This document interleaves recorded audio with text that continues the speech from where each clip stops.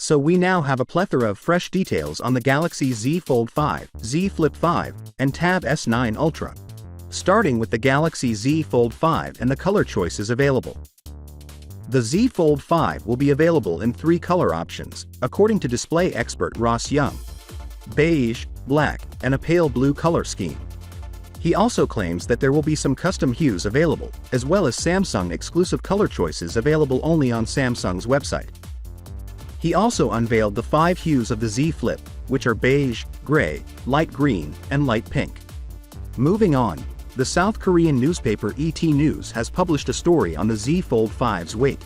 Previously, it was speculated that the Z Fold 5 would lack an incorporated S Pen spot, owing to Samsung's desire to reduce the phone's weight. According to reports, the weight of the latest version being tested by Samsung is 254 grams, which is 9 grams less than the Z Fold 4. According to ET News, Samsung intends to take this weight cutting even further, reducing the weight of the Z Fold 5 to just 250 grams, a huge 13 grams lighter than its forerunner. This is even more amazing when you consider that the iPhone 14 Pro Max weighs 240 grams, putting the Z Fold 5 in the same range as normal slab phones, which is incredible given the size and components that go inside the folding phones. So far, it appears that the Z Fold 5 has handled 3 major concerns about folding phones: weight, width, and wrinkle. The top display on the Z Flip 5 is next. We recently learned that it will have a Windows folder-shaped top display rather than the standard square display, and Samobile has confirmed this via their sources. The top display on the Z Flip 5 will appear like this and measure 3.4 horizontally.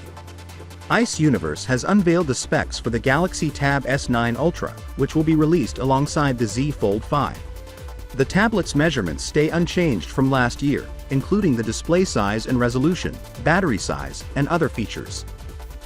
Aside from the processor and the IP68 water resistance certification, I don't see anything novel here.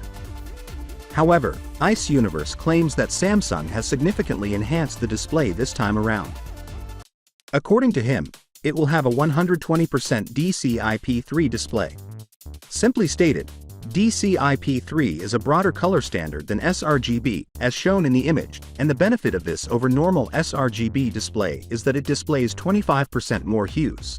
As a result, games and HDR material appear much superior on this display.